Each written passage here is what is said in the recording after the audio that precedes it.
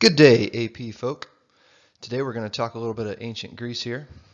You can see the Parthenon here in the image on the Acropolis in Athens, Greece, and commemorating the victory over Persia, which we'll be talking about here shortly. But we're going to talk some Greek culture and how it's basically the foundations for eventually Roman culture and overall Western civilization. And some of the things we'll be looking at here more focused wise and some of the objectives we need to keep in mind. We're going to talk a little bit of literature with a guy named Homer and the Odyssey and the Iliad.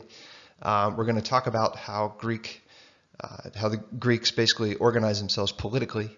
And overall, we're going to talk about how Greece transitions into an empire, essentially, under the leadership of Alexander the Great, which is going to radically alter the trajectory of history.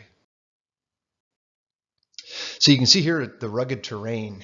I recall being on a tour bus, riding along those rather narrow roads with a tour bus driver, probably doing a good 50 or so miles per hour around those bends. I guess he's just used to it, but I know I didn't get used to it.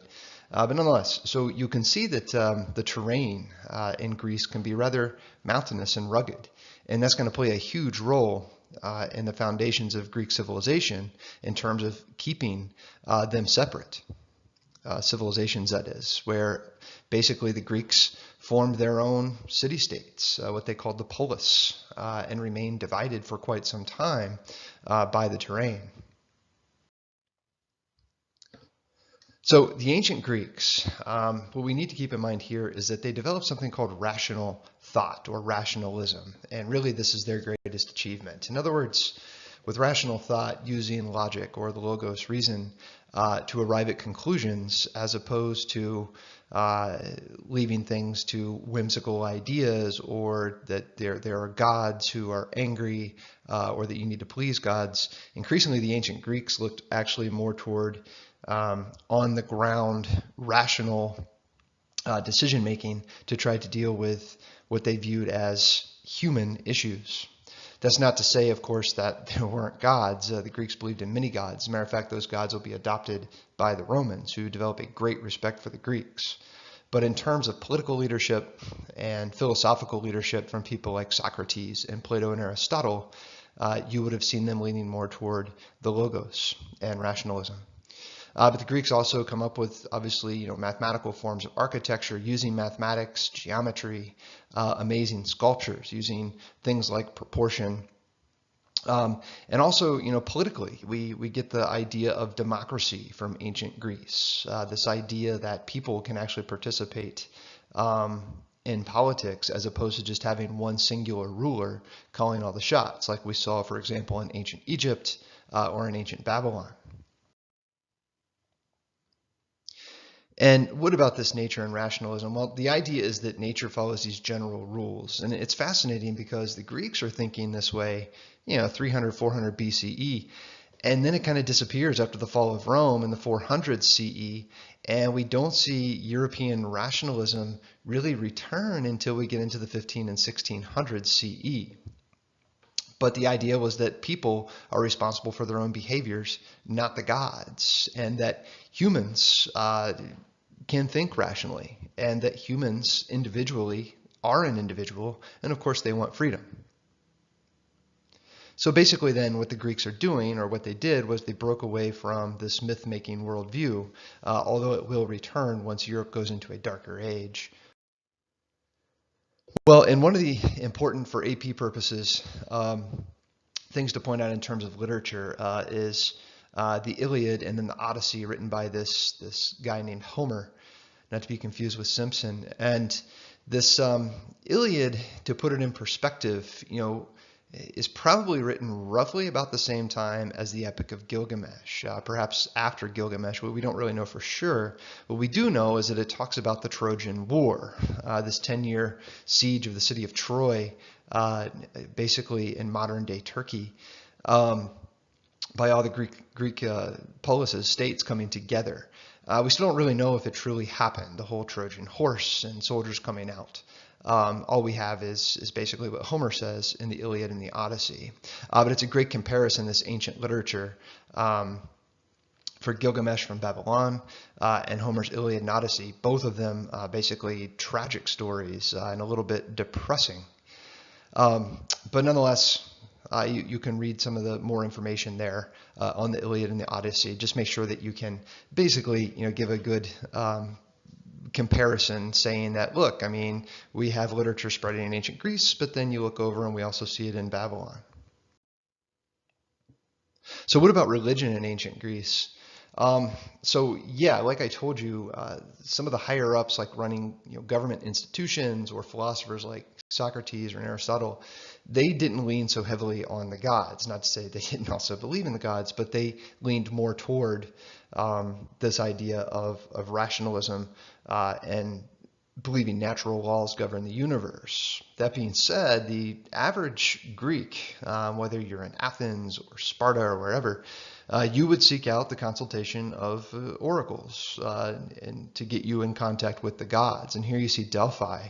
And this is also a very beautiful place. Being there, it's actually much larger than what you see here, with all kinds of relics and ancient structures still hanging in there after all these thousands of years. So basically then, the way we look at it is, religion in Greece, in terms of everyday life, it was really more social than spiritual per se. And we had ceremonies led by citizens chosen to act as priests. And of course, by and large, the most significant area to communicate with the gods is Mount Olympus, the highest point. And this is, because they're looking up at this high place, so long ago. There's no helicopters or anything like that. So they see this highest place as reaching to the heavens where the gods would reside. Now, the Greeks were also colonizers. We tend not to think of ancient civilizations as colonizing civilizations. We tend to think of the age of colonization as being more in the 16 and 1700s with European incursions into the Americas, but it's not the case. The Greeks are all over the place. Basically, 750 to 550, if you look at the map here, you can see that the Greeks colonized the islands of the Aegean. You can see that the coast of Asia Minor, which today is Turkey, and all the way up to the Black Sea, and then even down into Sicily, and even parts of Italy over here, and even into Sardinia and Northern Africa. So the Greeks are, Northern Africa here, the Greeks are, all over the place in terms of movement, very much like the Phoenicians, as we see down here, really around the 11 or 1200s BCE. Important thing to point out here, though, is that Greece essentially comes into conflict with the expanding empire of Persia. And we know that Persia, very serious empire that doesn't mess around. But the other thing about Greece, like we said earlier, is that Greece has always been separated. So basically you have these little city-states, small places like Athens and like Sparta. But when the Persians invaded, basically the Greek city-states kind of put down their differences, because they realized that, from their perspective, the only thing worse than each other is someone from the outside coming in to take them over. So basically Sparta and Athens joined forces during the Greco-Greece and Persian wars and actually end up holding off the Persians. But nonetheless, so with how politics worked in Greece, we're moving away from theocracy, government through religion, and more toward people governing with natural laws as they would have seen them. And the development of what is called the polis. The polis, basically the self-governing community where citizens are allowed to participate. Now, of course, we're talking wealthier citizens. Cletus is not participating here. He's out worried about growing crops and eating. But basically, trying to use real world understandings and real rational approaches to try to deal with everyday problems. Now, of course, these policies began as religious institutions, but over the course of time, a few hundred years, 400 years, became more of a political entity as opposed to a religious entity. So yeah, de-emphasizing the role of gods, and moving away from theocracy and toward a more secular rational state. Secular as in no religion involved in decision making within the government institution. Now, an interesting city-state is Sparta. You've probably all heard of the Spartans. Some interesting folk here, and this is just to point out an example of another city-state besides Athens. So think of Sparta, Athens. They're kind of, in a sense, their own countries in a way in the broader Greece. But Sparta is one of these interesting groups. They were admired, by the Greeks for their courage, but the Spartans were highly admired for basically their discipline, and they were definitely the strongest military polis. But they had a weird, interesting way of doing things. And there's an interesting little website down here, 8 reasons it was not easy being Spartan. And I would have to agree, it was not easy. For example, here's an interesting FYI for you. Spartan women are said to have sent their sons off to war with a chilling reminder, quote, "Return with your shield or on it," unquote.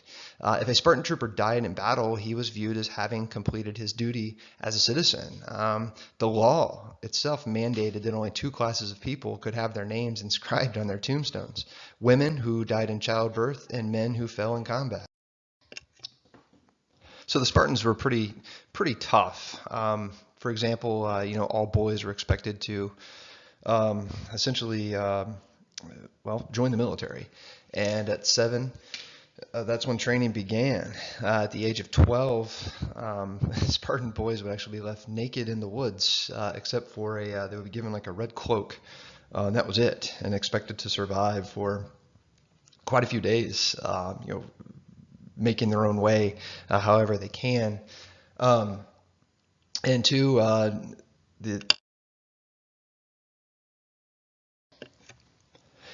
even being an infant, if an infant was judged to be inferior, they would just be left, at some location outside and left to the elements, unless some family came along and adopted the infant child. So it's a pretty rough society, hazing of kids who, don't perform well enough in military drills, and flogging, rituals, and all kinds of craziness. But nonetheless, essentially what happens is that eventually Athens and Sparta have a falling out, and this begins what is called the Peloponnesian War. Peloponnese, today Greeks call the southern peninsula Moris, which is Latin for mulberry tree. The name originally meant Pelops Island, from Pelops, son of the Lydian king Tantalus and grandson of Zeus in Greek mythology, and Nisos, meaning island.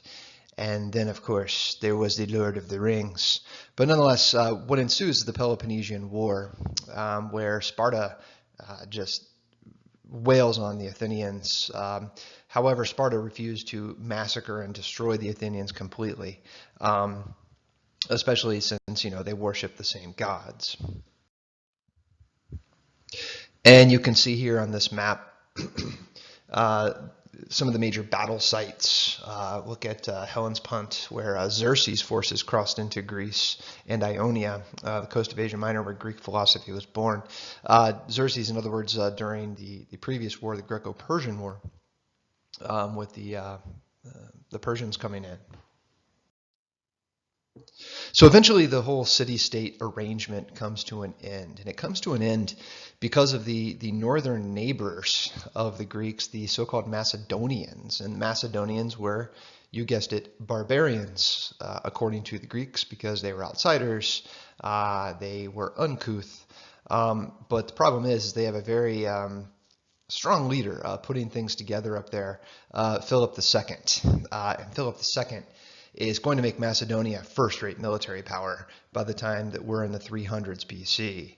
And eventually, he begins to move south and take over these city-states and basically unite Greece to an extent, except under Macedonian rule. But Philip may be even more famous because he is the father of Alexander the Great. And basically, what Philip II will begin and what Alex the Great will finish is the end of this self-sufficient polis and begin this idea of uniting an empire, as we've seen with the Babylonians. Well, Philip II, like I said, coming from Macedonia, was viewed as a barbarian. But what happens is, well, he's killed. Philip II is killed, and ancient historians develop numerous stories and interpretations regarding the assassination of Philip. Some even suggested that perhaps Alexander and his mother plotted the assassination because they would have had some power to gain there. Regardless, Alexander blamed Persia, since there was a long-standing hatred between the two sides, and it's interesting that the what if is fascinating because obviously Alexander the Great takes over and plunders all of Persia. But Philip himself, he was rather conservative in regard to conquering territory. He probably would have been content with simply driving the Persians out of modern-day Eastern Europe, perhaps even out of modern-day Turkey at the most. Alexander the Great, on the other hand, he went on to conquer the entire empire. And this will seem even more significant after part 2 of this podcast. But nonetheless, Philip II, before his son, basically, he's the one that brings an end to the age of the polis, ranking Macedonia, this first-rate military power. Philip II, he was patient, as I just pointed out a second ago, but he was also deceitful, an unscrupulous character, as were many of these military leaders. But basically, he pushes Greek civilization on a whole new trajectory, a whole new path, because whereas we had these separate, disparate city-states, now all of a sudden we have a combined empire. And basically, this is the shift to the Hellenistic age, which will be really, in a sense, initiated by Alexander, technically even Philip. But Hellenism, the Greeks were actually called Hellenes, after Hellen, the son of Deucalion and Pyrrha, and reputed leader of the Thessalians.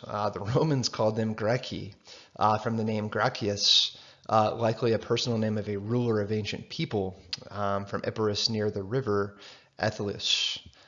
In other words, had you gone into Greece back in the day and said, hello, Greek citizens, they would not have known what you were talking about. If you said that amongst the Romans, well, they might not either. But we get the whole idea of Greeks in Greece from what the Romans called them. It's neither here nor there. But that is why we call it the Hellenistic period, because we're referring essentially to Greece coming to rule all of Persia at some juncture and spreading Greek culture. And then eventually, once we see the rise of the Roman Empire, Rome, of course, will take over Greece, but highly respect Greece and adopt all of their culture and all of their gods and all this. So this Hellenistic age overall then comes really from the death of Alexander to the formation of Rome, because what Alexander does is he is, revolution on horseback. Everywhere this guy goes, he is spreading Greek culture, and we'll talk a lot more about this in the next half of this podcast. But overall, this is a huge shift. We're moving from a more parochial worldview, this is kind of limited view, to a more cosmopolitan worldview, where cosmopolitanism, universalism become really the new way of viewing the world in this Hellenistic age. So in other words, people not thinking of themselves as a locality, like, I'm in Johns Creek and Johns Creek is the universe, but instead seeing Johns Creek as part of a broader area, perhaps even a broader country. So yeah, the Greeks begin to really think of themselves more as a global community, more like how we would start thinking of it today. Of course, nothing like we would think of it today, but in that sense of thinking that you're part of a broader world. And basically this shift in focus from the city or the polis to the oikoumene, which is the inhabited world. And we'll continue on this with part 2 with some Alexander the Great.